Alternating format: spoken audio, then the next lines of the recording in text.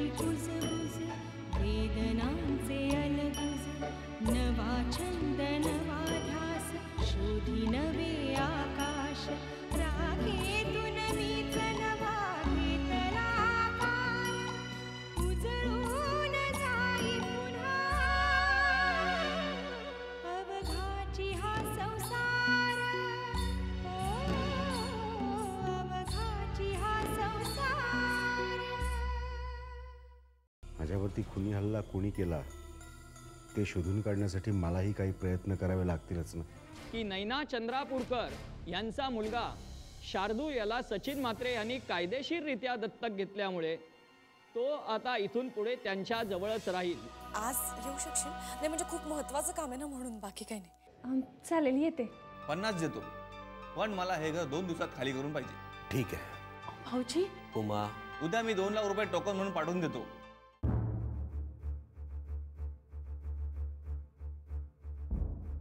मी तुला मुद्दामूनच इथे बोलावून घेतलं कारण मला जरा महत्त्वाचं बोलायचं होतं। बोल ना, काय बोलायचं? खरं तर आत्ता कदाचित तुझ्याशी या विषयावर बोलणं बरोबर नाही आहे, कारण तुझ्या घरी खूप कठीण परिस्थिती आणि ती निस्तरताच तुझी पुरेवाट झाली आहे। त्यात अजून माझे प्रॉब्लेम सांगायचे म्हणजे ताई, तू परक समजतेस का मला? बोल ना, काय प्रॉब्लेम आहे, बोल।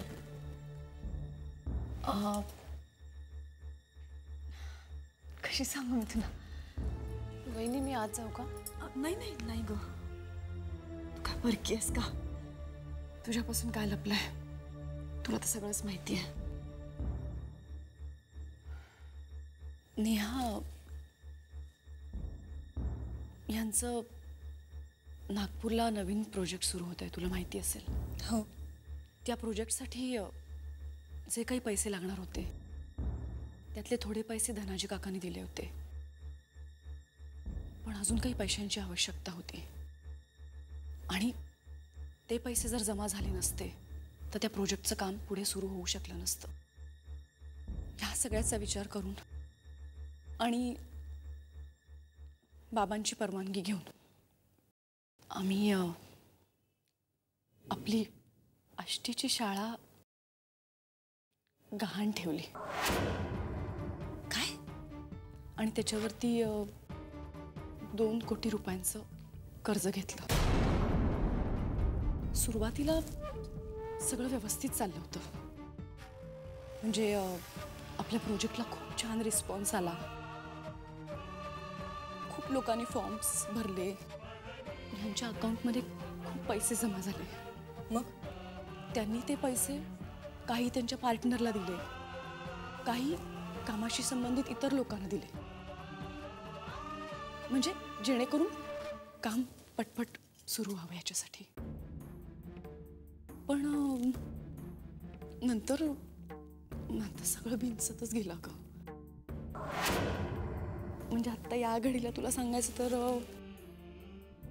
अकाउंटमध्ये पैसे आहेत काही, पण इन्कम टॅक्सवाल्यांनी अकाउंट सील केलंय,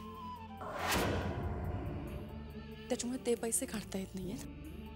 आणि शाळेवर जे आपण कर्ज काढलं होतं त्याची जी पैसे भरायची ड्यू डेट होती ती पण आता उलटून चालली आहे। त्याच्यामुळे बँकेची अशी नोटीस आली की जर वेळेत पैसे भरले नाही तर शाळेवर जप्ती आहे। काय अगं, हे इतकं सगळं होऊन गेलं आणि मला कुणीच कसं सांगितलं नाही आतापर्यंत? अगं, तुझ्या घरी पण खूप टेन्शन्स चालू होती ना नेहा, मग त्यात हे सगळं सांगून तुला अजून कशाला टेन्शन द्यायचं म्हणून नाही बोलले। पण खरं सांगू का, आम्ही खूप अडचणीत होतो। नाही म्हणजे इतर काही असतं ना तर मला एवढं काही वाटलं नसतं, पण तुला माहिती आहे ना की बाबांचा त्या शाळेवर खूप जीव आहे ते खूप हळवे आहेत त्या शाळेच्या बाबतीत. त्यामुळे जर जर शाळेवर जप्ती आली ना तर ते पार खचून जातील. त्यामुळे आपल्याला शाळेला वाचवायला हवं गण्या. हो, मला सांग तुझी काय इच्छा आहे?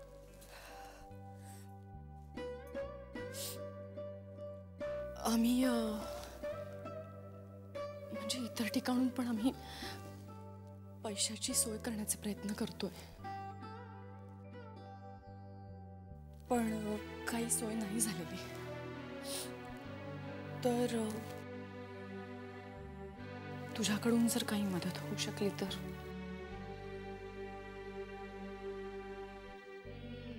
ताई,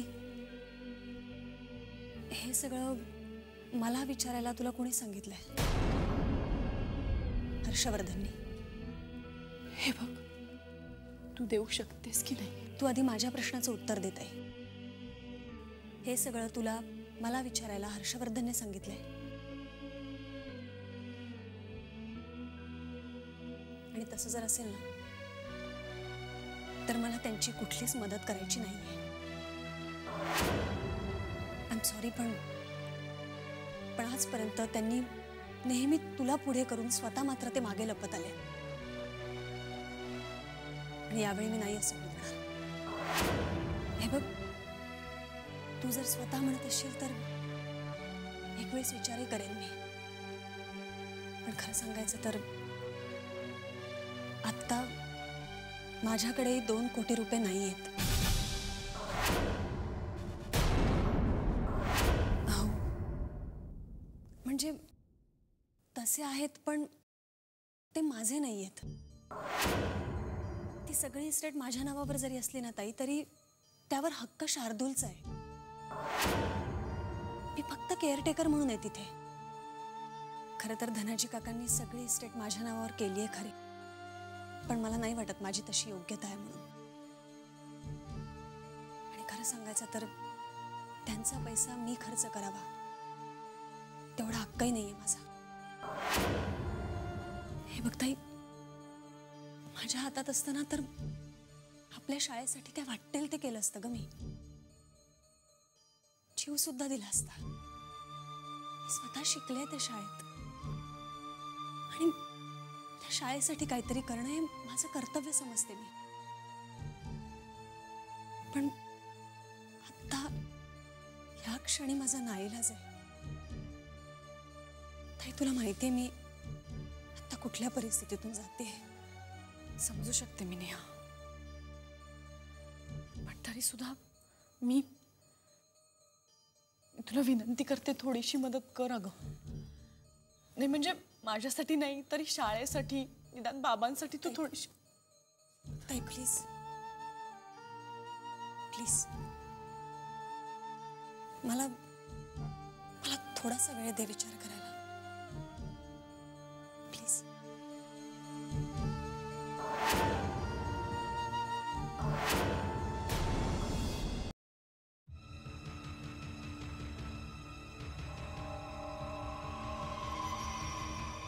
बोला इन्स्पेक्टर साहेब, काही पत्ता लागला? हो, राजाराम पांडवते ज्या ठिकाणी खून झाला झाला तिथे आम्हाला एक मोबाईल सापडला आणि त्यावरील सर्व नंबर आम्ही मिळवलेत. त्यातल्याच एका नंबरवरून 3 ते 4 वेळा फोन आला होता आणि तो नंबर होता प्रियांका रावचा.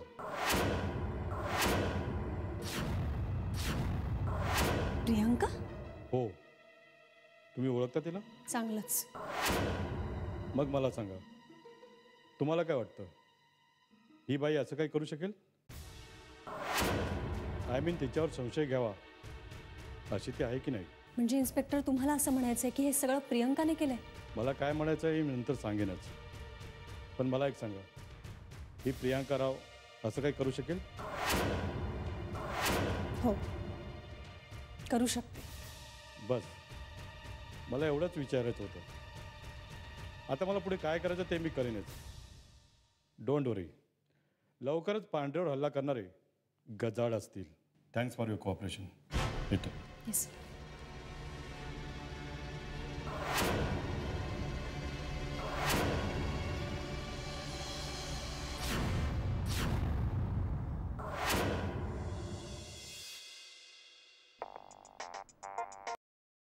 हॅलो. सावरे, बाबा बोलतोय. बोला बाबा. सावरे,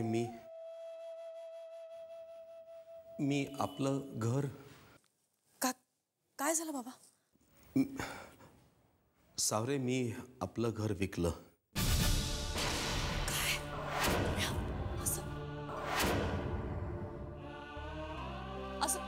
असं का केलं बाबा? माझ्याकडे दुसरा कुठलाच पर्याय नव्हता. आपल्या शाळेला वाचवण्यासाठी मला हे करावंच लागलं. हो पण बाबा, तुम्ही मला थोडा वेळ द्यायला हवा होता. मी काही केलं असतं, मी कुठूनही पैसे उभे केले असते, पण तुम्ही घर विकलं. मला माफ करा, सगळं काय होऊन बसलं बाबा. सावरे, सावरे, रडू नकोस बेटा, रडू नकोस. अगं, कुठून पैसे आणणार होतीस तू? शक्य होतं का तुला? सांग ना मला. बेटा, मला माहिती आहे तू, जावई बापू, तुम्ही दोघंही आता खूप अडचणीत आहात. म्हणून मला हे करावं लागलं. दुसरा पर्याय नव्हता माझ्याजवळ. मी हे केलं नसतं तर आपली शाळा नसती वाचली बेटा. मी स्वतः त्या बँक मॅनेजरशी बोललो, त्याच्या हातापाया पडलो. तेव्हा कुठे त्यांनी 15 दिवसांची मुदत वाढवून दिली आहे. आता मी पैसे दिलेले आहेत, पण येत्या 15 दिवसात जर त्याला पुढचे पैसे दिले नाहीत तर मात्र आपण आपली शाळा नाही वाचवू शकणार. सावरे, मला जेवढं शक्य होतं तेवढं मी सगळं केलं. आता मात्र पुढे सगळं तुलाच करायचंय पोरी. नाही बाबा, नाही, असं काही होणार नाहीये. तुम्ही काळजी करू नका. मी काहीही करीन, पण मी पैसे उभे करीन. मी शाळेला असं आपल्या हातातून जाऊ देणार नाही बाबा. तुम्ही काळजी करू नका, मी सगळं व्यवस्थित करीन. आणि तुम्ही खचून जाऊ नका बाबा. मी आहे तुमच्या बरोबर. हा, बघ बेटा, तुला जेवढं शक्य होईल तेवढं कर. पुढे आपलं नशीब आणि आपण बघूया काय होतं ते. पण तू टेन्शन घेऊ नकोस, स्वतःची काळजी घे. काय बाबा, तुम्ही सुद्धा काळजी घ्या स्वतःची. आपलं घर विकलं गेलं बाबा. आता तुम्ही कुठे राहणार बाबा?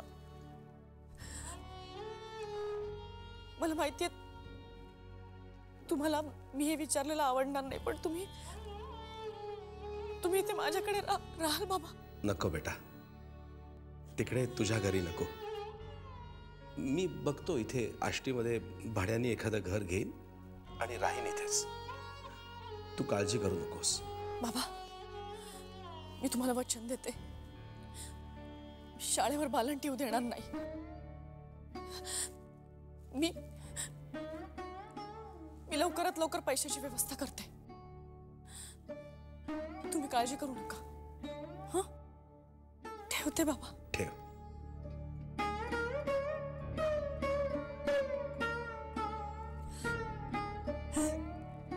माफ करा बाबा. माफ करा.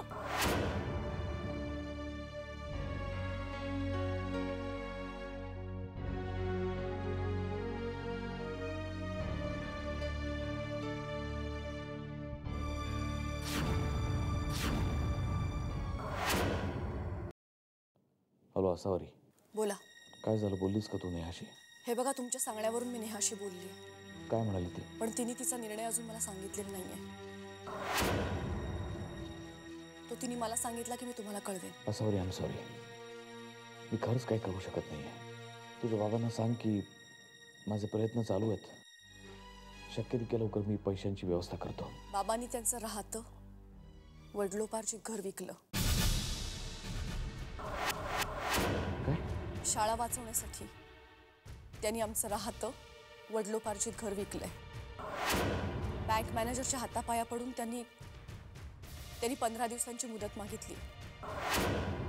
त्या मुदतीसाठी जे पैसे द्यावे लागतात ते त्यांनी घर विकून दिलेत. बाबांचा शाळेवर किती जीव आहे हे यावरून तुम्हाला कळलंच असेल. 15 दिवसांनी जर पैशाची काही सोय झाली नाही आणि शाळेवर जप्ती आली तर बाबांचं काय होईल हे तुम्ही समजू शकता. त्यांच्याकडून जेवढं शक्य होतं तेवढं त्यांनी केलंय. उरलेलं आता आपल्याला करायचंय.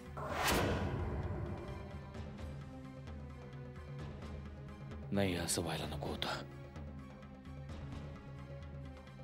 मी दिलेला शब्द पाळू शकलो नाही. त्यांच्या नजरेत माझी काय इज्जत राहिली असेल आता. मी त्यांच्या नजरेला नजरे देऊ शकणार नाही आता. आणि हे सगळं फक्त त्या शारदा आणि वरुण सुभेदारमुळे.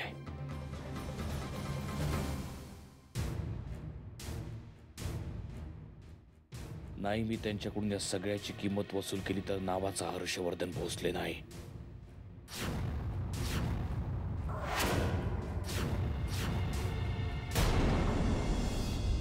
सावंत, मी तुम्हाला त्या प्रियांका रावला पोलीस स्टेशनमध्ये बोलवायला सांगितलं होतं. काय झालं? सर, बोलावलंय मी तिला. कधी? सकाळीच बोलणं झालं. आजच येणार आहे ती. इन्स्पेक्टर साळवे. यस.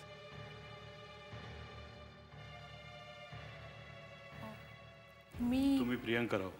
हो, मीच. सावंत, तुम्ही जा. मला इथे कशासाठी बोलवलं होतं ते समजेलच तुम्हाला. बसा. नाही, बसायला वेळ नाही. जे काय काम आहे ते पटकन विचारा. हे कोण? हा माझा मित्र. मी फक्त तुम्हाला बोलावलं होतं, यांना नाही.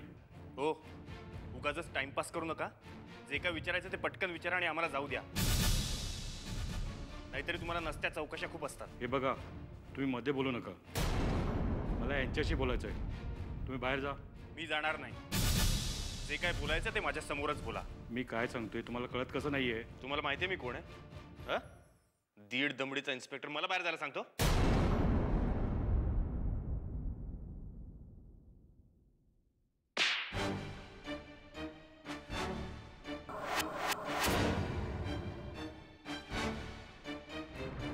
तुम्ही कोणीही असाल, पण मी कोण आहे चांगलं समजलं असेल तुम्हाला. तर बाहेर निघ, नाहीतर आतमध्ये टाकेन. प्लीज प्लीज जा. बघून घेईन तुला.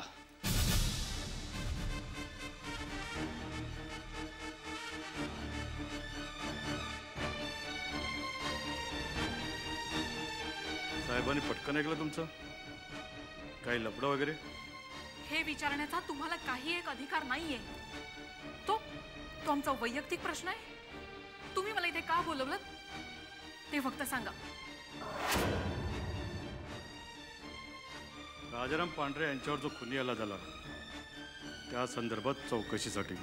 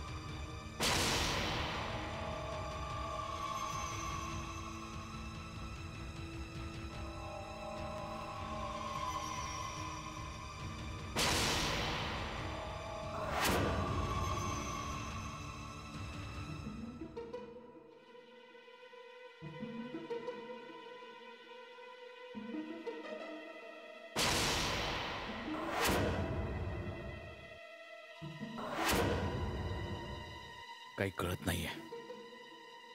सगळे शेअर्स, इकडे तिकडे अडकवलेले पैसे, सगळं जमवलं तरी इतके पैसे जमत नाहीयेत. कुठून जमवायचे 2 करोड आणि पैसे जमले नाहीत तर शाळा हातातून जाणार.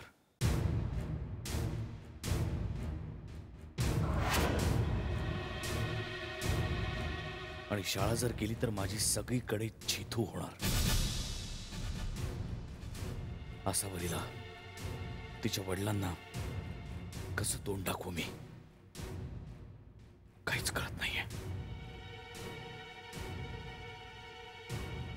कसे जमवू पैसे, कुठून जमवू?